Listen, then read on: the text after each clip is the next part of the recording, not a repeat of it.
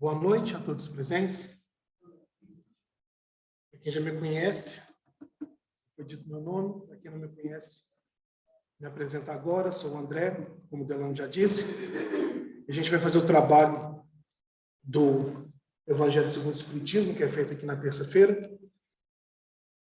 E, mais uma vez, sempre agradecermos pela oportunidade do trabalho conjunto, a oportunidade de trabalharmos no bem, a oportunidade de crescermos com os ensinamentos que Jesus deixou para nós e com os exemplos dos grandes espíritos, pelo trabalho que é feito e é demonstrado, principalmente pela prática daquilo que é deixado para nós como uma trilha, um caminho a seguir, um exemplo, um cronograma. Porque esses grandes espíritos que deixam para nós esse rastro de luz, um dia seremos nós, que deixaremos um rastro de luz para que outros espíritos possam nos seguir.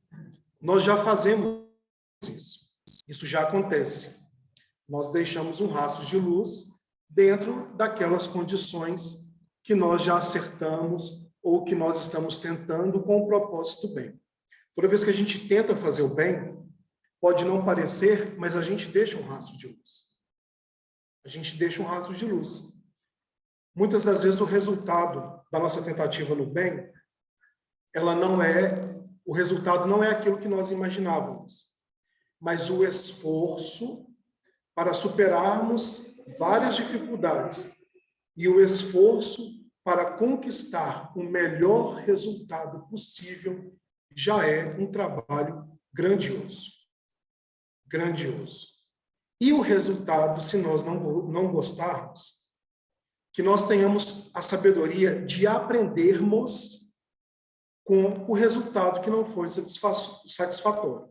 Agora, é interessante nós pensarmos o seguinte: o resultado não foi satisfatório dentro da minha proposta ou dentro da proposta de Jesus.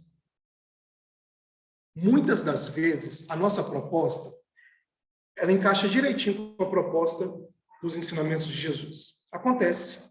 Nós não somos essas pessoas que erram o tempo todo, não. Às vezes, nós até acertamos mais do que erramos, tá? A gente precisa pensar um pouco diferente em alguns momentos. A gente, às vezes, até acerta mais do que erra. Então, muitas das vezes, a nossa proposta ela se encaixa com a proposta de Jesus. Mas, em outros momentos, não. Mas esses momentos são fundamentais para que a experiência possa se tornar uma ferramenta de trabalho. Se eu promovo algo, o resultado não é compatível com o que eu queria. Eu fico decepcionado, portanto, não chego no resultado que eu quero. Mas dentro de uma organização divina, o resultado foi satisfatório. E dentro desse resultado que eu não gostei, se eu souber tirar um aprendizado e uma ferramenta para trabalhos futuros, é acerto do mesmo jeito. Qualquer resultado que nos leve a boas reflexões é acerto do mesmo jeito. Mas nós temos a margem de pensarmos, eu poderia fazer melhor, eu poderia fazer diferente, ou isso eu tenho que deixar de fazer. E o que nós vamos buscar hoje, no capítulo 25, o capítulo 25, ele já fala por si só. O capítulo 25 é buscai e achareis. Esse é o capítulo 25. Do 6 ao 8, é olhar os pássaros no céu. Eu diria que para nós entendermos do 6 ao 8, e de uma forma geral entendermos os resultados daquilo que nós estamos buscando, nós precisamos ler, sem sombra de dúvida, o capítulo 25 inteiro. O título do capítulo, repito, já fala por si só. Buscai e achareis. Dava para abrir, ler e fechar de novo. Porque quando alguém vira para nós e fala assim, você busca e você acha, a gente já entende. Já está claro. Já está bem claro. Quando nós pensamos na extensão do buscar e achareis, com ação e reação na física, que é a terceira lei de Newton, se nós buscarmos a ideia da lei de causa e efeito, nós vamos expandir ainda mais esse conceito. O capítulo do 6 ao 8, nós temos a ideia principal de não buscarmos aquilo que é fútil. Essa é a ideia principal do 6 ao 8.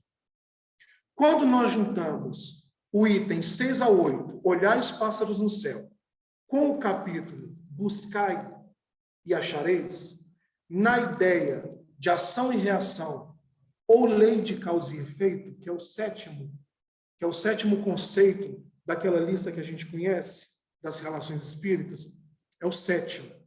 Se nós juntarmos todas essas ideias, numa reflexão mais profunda, a gente consegue descobrir alguns pontos principais do porquê a nossa vida encontra-se da forma que está. Depende de nós o resultado do amanhã com o ato do presente e as reflexões do passado. Só depende de nós. Não depende de mais ninguém. Quando nós pegamos o início do item de 6 a 8, é levantada uma ideia para nós, que é exatamente o que está em Mateus 6, 21, como principal ensinamento, mas começa lá no Mateus 6, 29, que é uma frase muito conhecida de nós que estamos tentando seguir um caminho como cristão. Não amontoeis tesouros na terra, onde as traças, o ladrão e a ferrugem pode consumir ou roubar. Mateus 6, 19. 6, 20. Amontoeis tesouros no céu, onde as traças, os ladrões e a ferrugem não podem consumir. Mateus 6, 21. Aonde está o teu tesouro, aí está o teu coração. Mateus 6, 21. Aonde está o teu tesouro, aí está o teu coração, traz para nós uma reflexão tão filosófica e tão profunda que seria o ideal se nós refletíssemos todos os dias sobre esse ensinamento de Jesus que foi deixado para nós por Mateus. Porque quando nós descobrimos aonde estão as intenções do nosso tesouro, nós vamos descobrir quem realmente nós somos. Em Mateus 12, como essa frase ficou muito filosófica, numa situação específica, em Mateus 12, esse ensinamento foi repetido, só que de uma forma muito mais direta. A boca fala daquilo que está cheio o coração. Se nós não entendemos em Mateus 6, 21, nós entendemos provavelmente em Mateus 12, que a boca fala daquilo que está cheio o coração. As futilidades são exatamente aqueles que consomem os nossos tesouros. Os ladrões que roubam a nossa atenção, que roubam os nossos esforços, que vão trabalhar no sentido contrário, tirando a nossa energia para o que realmente nós queremos. E muitas das vezes, o ladrão somos nós mesmos, aceitando determinadas condições que não mais suportamos. Por medo da responsabilidade que vamos adquirir quando começarmos a olhar e a observar outras situações que nos trazem mais conhecimento. Sabe esse olhar e os pássaros no céu? O olhar e os pássaros no céu está diretamente ligado a um animal. O animal segue a lei do determinismo. Ele faz aquilo que tem que ser feito, que está num cronograma da natureza, num conjunto energético vinculado àquele tipo de animal. Tá? Isso está no livro Evolução em Dois Mundos e no livro Mundo Maior também. Então, ele vai colocar, existe um determinismo para o cumprimento de algumas regras daquele animal. Quando é dado o exemplo dos pássaros, é exatamente isso que Jesus quer trazer para nós. Independente do acúmulo fútil de tesouros, os pássaros continuam trabalhando, porque eles não se preocupam em acumular tesouros fúteis. Quanto menos tesouros fúteis nós acumulamos, maior fica o desenvolvimento do nosso trabalho no bem. Basta nós sabermos se nós queremos e quanto nós queremos trabalhar no bem. É uma escolha nossa. No capítulo 18 do Evangelho segundo o Espiritismo, no item 13 ao 15, nós temos dar-se-á a quem tem. Tá? Intitulado O Espírito Amigo. Quando nós começamos a ler esse item, a gente lê assim: dar-se-á a quem tem e será retirado daquele que não tem. Aparentemente parece cruel. Dar-se-á a quem tem e será retirado daquele que não tem. Mas quando nós continuamos lendo, numa observação mais cuidadosa, nós entendemos o seguinte: aquele que tem, está apto para conquistar mais, porque o conhecimento adquirido faz com que novas conquistas que cruzarem o seu caminho possam ser trabalhadas. Aquele que não tem, aquele que existe em determinados graus, inclusive profissionais, falta de conhecimento, deixa passar algumas oportunidades por falta do conhecimento. Então, somos nós mesmos que tiramos uma rede de pescador, rede de pescador. Nós temos uma rede trançada por um pescador experiente, que está preocupado em desenvolver o seu trabalho, o seu objetivo da melhor forma possível, e para isso, ao longo da sua vida e da sua experiência, ele foi adquirindo conhecimentos para aprimorar o seu trabalho e conseguir um resultado melhor. Pescador número 1. Pescador número 2. Não está tão atento ao seu trabalho, ao seu objetivo, não busca esforços suficientes para aprimorar o seu trabalho e conquistar um bom resultado.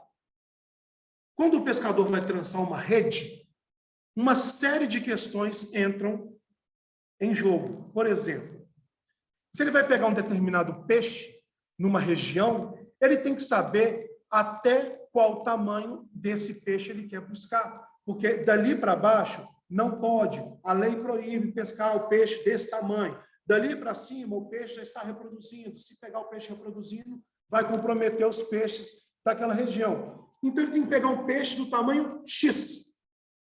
Se ele não souber de todo esse envolvimento para trançar a sua rede, vai dar problema. Sabe por quê? Porque ele pode fazer um laço, ele pode fazer um quadriculado, ele pode fazer um nó ou muito pequeno ou muito grande. E vai deixar passar ou vai evitar de pegar aquilo que ele deveria pegar como objetivo principal. Perceberam que como que o conhecimento faz a gente perder? as oportunidades que passam, esse é o dar-se-á quem tem e será retirado daquele que não tem. Quando nós vamos aprimorando os nossos conhecimentos e vamos buscando no trabalho da caridade, conosco primeiro, Mateus 22, qual o maior mandamento? Amar a Deus sobre todas as coisas, não menos importante, ao próximo como a si mesmo. O a si mesmo vem antes, porque a ferramenta de trabalho precisa ser conhecida para trabalhar. Chave de fenda não encaixa em parafuso Phillips. E vice-versa, com algumas exceções de parafusos especiais. Então, a ferramenta precisa se autoconhecer para trabalhar.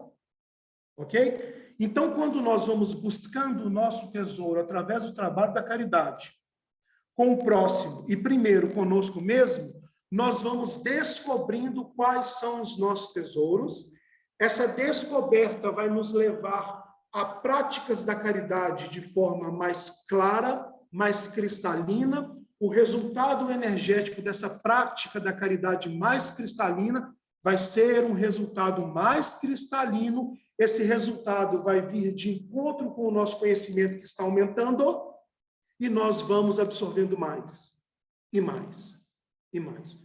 Eu tenho quase certeza que eu posso afirmar que muitos de nós aqui, na atividade da caridade, entendem muito melhor do que a caridade que fazia no início. No início da vida, no início da juventude, no início do...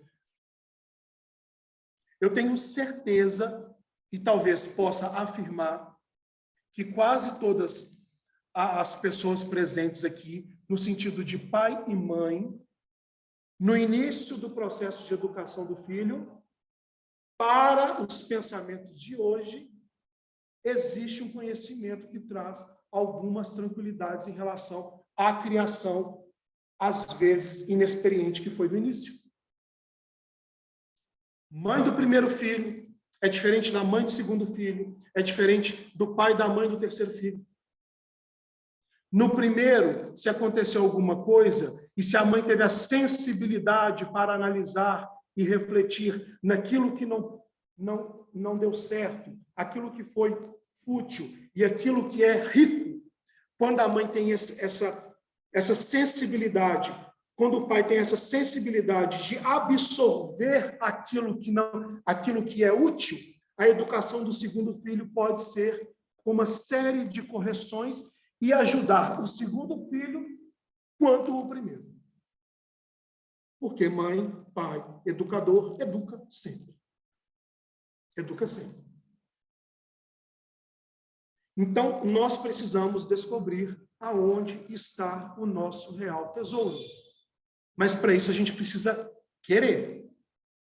Nós precisamos dar prioridade. Vou trazer uma ideia aqui. Em João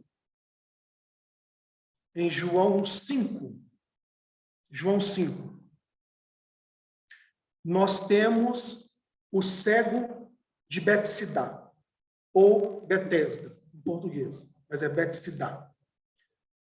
O paralítico de Betesda.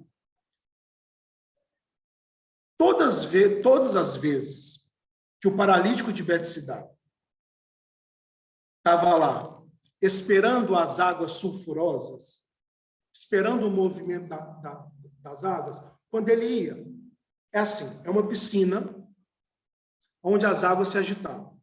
Toda vez que as águas se agitavam, se você entrasse lá dentro, era curado, ou era beneficiado de alguma forma, tá? Quando ele foi, toda vez que as águas se agitavam, o paralítico começava a se arrastar até a água. E nunca chegava. Jesus passou do lado dele e falou assim, o que está acontecendo aí? Ele falou assim, olha assim. Ele não sabia que era Jesus, tá? Olha assim. Toda vez que eu vou até a água ali, é gente que cruza meu caminho, é uma multidão que cruza meu caminho. Gravem isso, isso aparece várias vezes na Bíblia, tá? Multidão, multidão, multidão, multidão. E em Marcos 3, Jesus explica uma relação com essa multidão, tá? E entre linhas, na parábola do semeador, em Mateus 13, tem uma explicação linda sobre essa multidão também, antes dele começar a dar a parábola do semeador, tá? Ele fala, toda vez que houver multidão que me atravessa, gente que me atrapalha, é isso e aquilo, eu não consigo chegar. Não consigo chegar na água, não sou curado, estou aqui. Estou aqui. Aí Jesus fala assim, pode levantar, você está curado. Pega as suas coisas aí e vai. Ele levanta, pega as suas coisas que são poucas, tem uma simbologia, a gente não vai entrar em detalhe, levanta, pega a sua cama, que é uma cama pequena, diferente de outras camas, diferente da cama do paralítico de Cafarnaum, em Marcos 2, que é uma cama grande, tá? No sentido de bagagem, vou dar um spoiler, no sentido de bagagem. Então, ele pega as suas pequenas coisas e vai. Encontra com alguns doutores da lei, com alguns doutores religiosos, eles perguntam o que o paralítico está fazendo andando com essa coisa toda. Ele fala, fui curado por um homem ali e vai embora. No templo, Jesus vai até esse paralítico de novo, curado.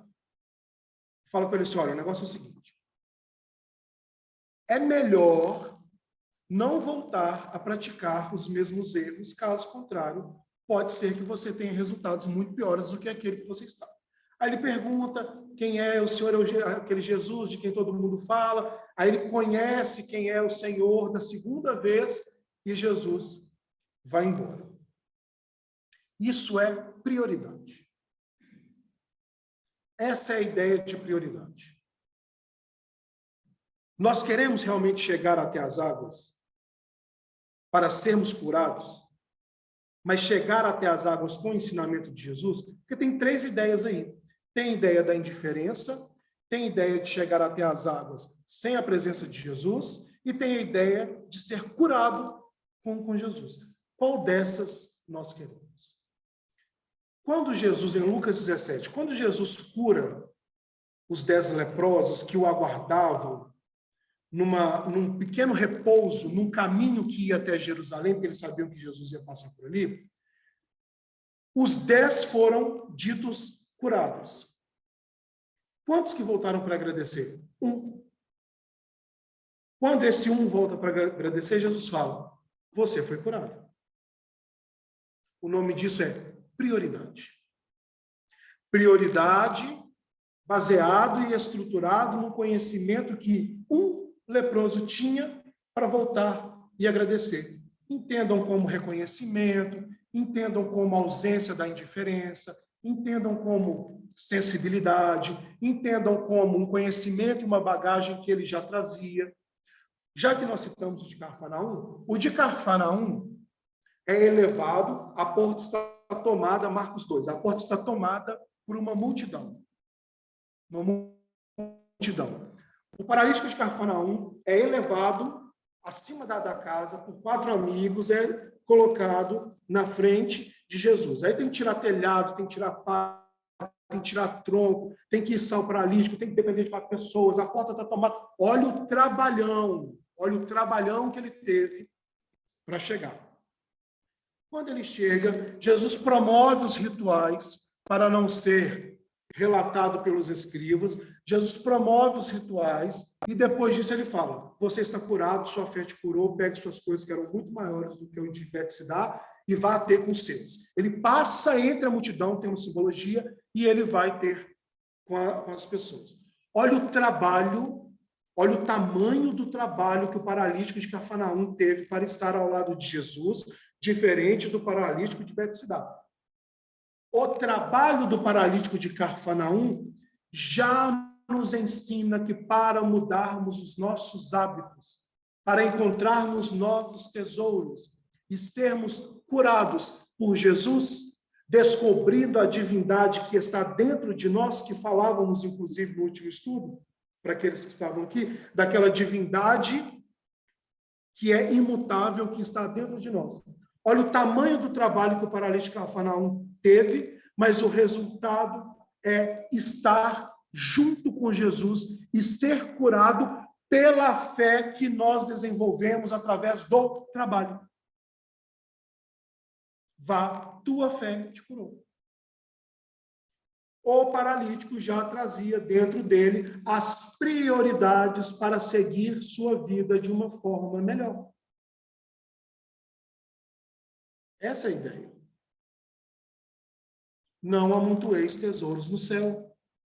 Não amontoeis tesouros na terra. Amontoeis tesouros no céu. Mateus 18. Tudo que desligardes da terra será desligado do céu. Tudo que ligardes na terra será ligado no céu. A ligação é por nossa conta. A ligação é por nossa conta. Aí não adianta a gente chegar no plano espiritual e reivindicar um tanto de coisa sem a menor condição de reivindicar. No livro Ação e Reação, André Luiz está com o seu guia, com a presença também de um espírito chamado Hilário. Eles vão encontrar com um espírito que faz parte de uma faculdade chamada Vingadores. O espírito chamava Leonel. Esse espírito, Leonel, ele é doutor em obsessão. Nós estamos falando aqui de um espírito gabaritado, tá, gente? Às vezes a gente vê o obsessor como um estrupiado qualquer. Não, tá? O mesmo esforço que a gente faz para crescer no sentido do bem, a gente pode fazer para crescer no sentido do mal, tá? Ou do desequilíbrio. Eu não gosto dessa palavra do mal, não. Do desequilíbrio, da ausência do bem. Ele era um doutor no processo obsessivo. Um doutor. E o André Luiz, com o guia, chegam até ele, e quando o guia chega até o Leonel, que estava fazendo um trabalho dentro de uma casa, eu não vou entrar na história de Antônio, não vou entrar na história dele, quando ele chega até esse espírito que coordenava esse trabalho numa fazenda, para desajustar toda a família, o guia aperta a mão de Leonel e o cumprimenta com bastante educação e respeito. Aí o André Luiz olha assim e fala assim, vai. Ele merece todo esse cumprimento e todo esse respeito, sendo que ele é o causador do problema que a gente veio resolver? Ele vira e fala assim, André, Leonel tem muito a nos ensinar. Tamanho é o seu conhecimento sobre o processo obsessivo, processo energético, a fisiologia humana e por aí vai. E na conversa do guia André Luiz, Hilário e Leonel fala assim, muitas das vezes, no processo obsessivo, nós não temos muito trabalho. Nós só precisamos implantar uma ideia na base do espírito. Se a base do espírito, ainda no inconsciente, estiver desequilibrada, a gente implanta uma proposta e o próprio espírito, que não tem a sua prioridade no bem, usa a nossa proposta e faz todo o trabalho de desajuste. Entenderam a ideia?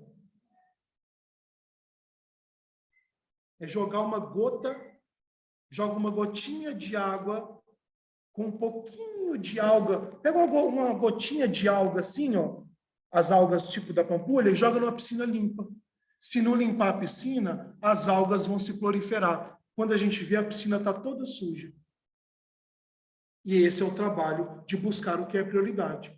É limpar a piscina e usufruir de uma água limpa, ou deixar a piscina suja, largada e por aí vai. E a gente tem vários, para nós terminarmos, a gente tem vários exemplos. Lucas 21, ou Evangelho segundo o Espiritismo, capítulo 13, o óbolo da viúva, todo mundo depositando uma fortuna dentro do gasofilácio. Chega a viúva com um pouquinho de dinheiro, Jesus chama os discípulos que estavam logo à frente e fala, aquela senhora deu mais do que todo mundo. Porque ela deu com fé. Ela deu com prioridade no bem. Os outros estão só enchendo o gasofilácio para mostrar a fortuna para quem estava ali. E era uma prática da época mesmo. Gasofilácio é um jarro que ficava lá, tipo um jarro que ficava lá e depositando moeda. Então, essa é a proposta. Como eu disse, existem vários exemplos nos evangelhos ou no evangelho. Mas qual é a nossa prioridade? O que nós queremos? Qual o caminho que nós queremos seguir? Eu vou viver uma vida de ilusão? Eu vou viver uma vida de fantasia? Ou eu vou viver uma vida real, buscando o antídoto para aquilo que está me fazendo mal real? Ou eu vou pegar uns raminhos, vou botar em cima e vou esconder. Ou eu vou empurrar a sujeira para debaixo do tapete, para depois, num momento oportuno, eu resolver buscar a sujeira e perceber que ela está muito maior, porque foram anos empurrando a sujeira para debaixo do tapete. Os pássaros trabalham independente do acúmulo que eles têm. Eles trabalham. E nós, como seres naturais, com o livre-arbítrio, 843 do Livro dos Espíritos, temos a opção de escolha. Qual o caminho nós queremos seguir? Gente, muito obrigado pelos ouvidos, pelo trabalho conjunto, pela oportunidade. Agora a gente chama o Valdir.